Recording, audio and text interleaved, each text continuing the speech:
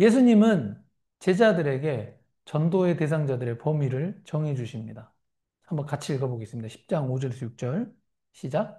예수께서 이 열두를 내보내시며 명하여 이르시되 이방인의 길로도 가지 말고 사마리아인의 고을에도 들어가지 말고 오히려 이스라엘 집에 잃어버린 양에게로 가라. 아멘. 여기서 독특한 부분은 이제 이방인과 사마리아인들에게 먼저 가지 말고 제자들의 동족인 이스라엘에 국한하여서 복음을 전하라고 하는 것입니다. 예수님은 분명 이스라엘뿐만 아니라 우리 같이 이방인들과 사마리아인까지 그 구원을 베푸시기 위해서 십자가에 못 박히셨습니다. 그런데 이 마태복음 10장에서는 이스라엘에 국한해서 전도를 먼저 보내십니다.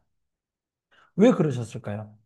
이에 대해서 마태복음은 그 이유를 분명하게 언급하고 있지는 않습니다.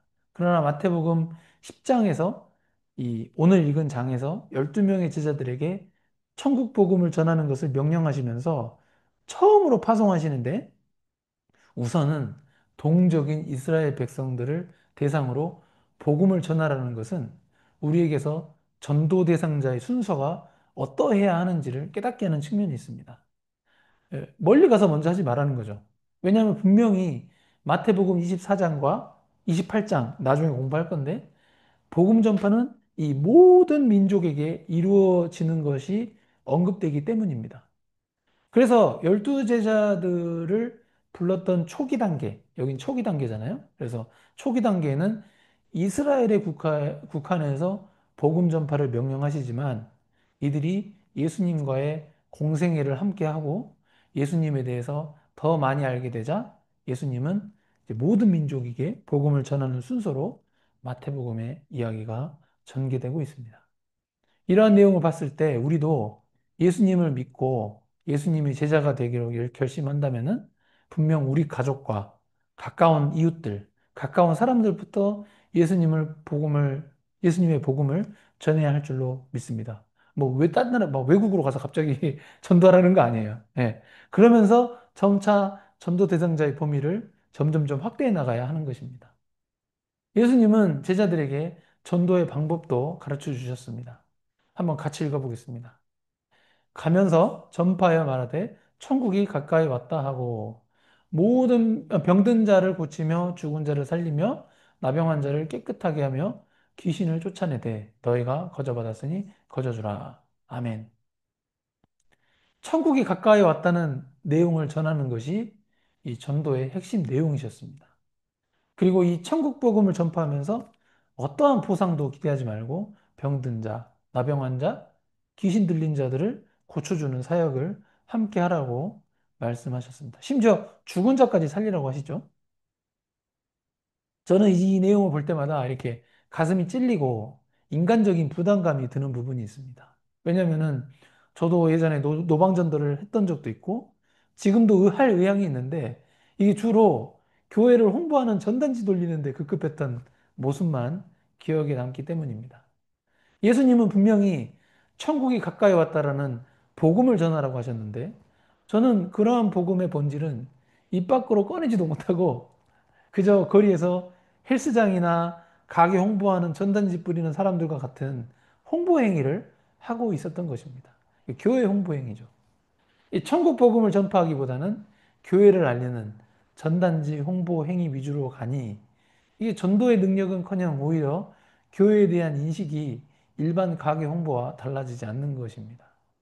참으로 놀라운 것은 예수님께서는 천국 복음을 전파하는 데 집중하셨지 교회에 사람을 모으는 데 집중하라는 메시지는 적어도 오늘 마태복음 10장에서 언급되지 않고 있음을 확인할 수 있습니다.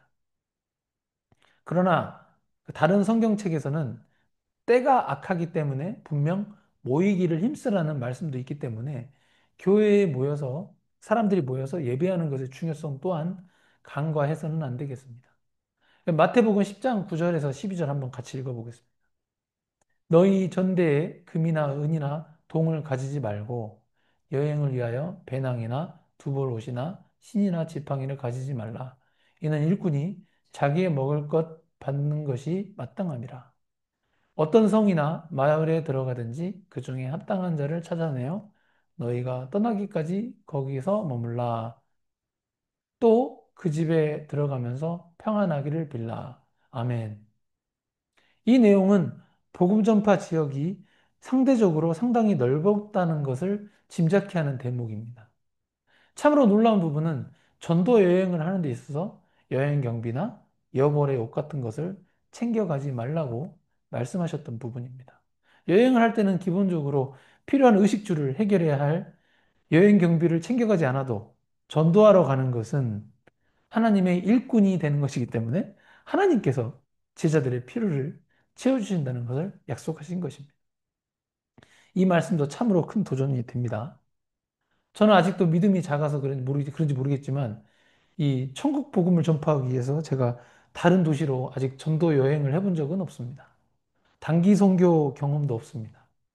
그러나 예수님은 전도를 할 때는 그 어떤 것도 의지하지 말고 오직 하나님이 공급하시는 것만을 의지하라는 것을 분명히 말씀하십니다. 마태복음 10장 13절에서 15절 한번 같이 읽어보겠습니다.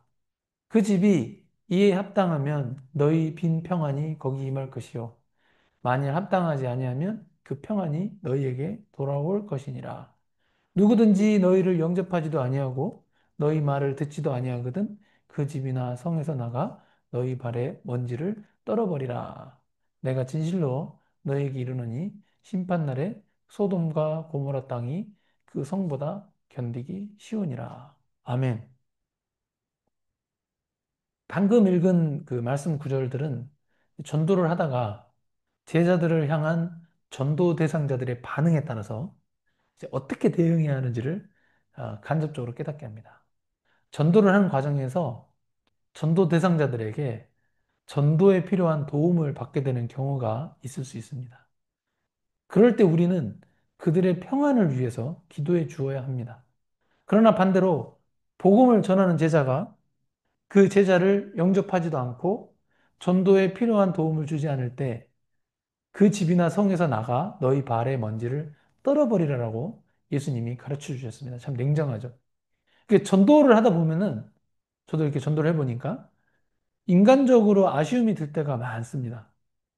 특히 어느 정도 안면이 트인 관계에서 교회에 초대를 했는데 그냥 안 오면 그만이지. 그러니까 친절하게 대하는 그 거절하고도 친절하게 대하는 사람이 있는 반면에 또 어떤 사람은 이제 그 이유로 인간관계를 부담스러워하는 이유도 생깁니다. 이럴 때 인간적으로 드는 감정은 분명히 아쉽고 그 인간관계가 더 발전하지 못하고 오히려 서먹해질 때, 서먹해질 때 예수님의 말씀은 참 위로가 됩니다. 그냥 인간적인 아쉬움을 묻어두고 너의 발에 먼지를 떨어버리라는 그 말씀을 우리는 좀 냉정하지만 기억해야 합니다. 어떻게 보면은 복음을 듣게 하려고 교회로 초청한 것이지만 복음 듣는 것을 거절하는 거니까 그 영혼이 천국을 거부하고 지옥을 향하겠다고 결심한 영혼이라 다름없는 것이죠. 안타깝죠, 개인적으로는. 그러나 예수님은 그들의 현실을 다음과 같이 이야기하십니다. 다시 한번 같이 읽어보겠습니다.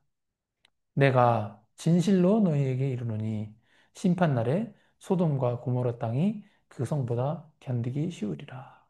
예수님이 그냥 너희에게 이른다고 하지도 않고 진실로 진짜 네. 네. 그래서 소돔과 고모라 땅은 아시다시피 창세기에서 유황과 불이 비같이 내려서 그 지역의 성을 멸하셨습니다. 그러나 소돔과 고모라 땅이 그 성보다 견디기 쉽다는 것은 결국 지옥이 소돔과 고모라 땅보다 더 고통스러운 곳임을 말씀하신 것으로서 복음을 거절하는 사람의 미래에 대해서 예수님께서 단호하게 말씀하신 것입니다. 그렇습니다. 우리는 그저 복음을 전하는 하나님의 일꾼일 뿐이고 그 예수님이 택하신 백성은 누구인지 우리는 알 수 없습니다. 그러나 분명한 것은 우리가 전하는 이 복음을 받아들이는 자는 천국에 가고 거부하는 자는 지옥에 간다는 것은 이 피할 수 없는 성경의 진리라는 것을 기억하면서 복음을 전하는 제자의 사명을 감당해야 하겠습니다. 아멘.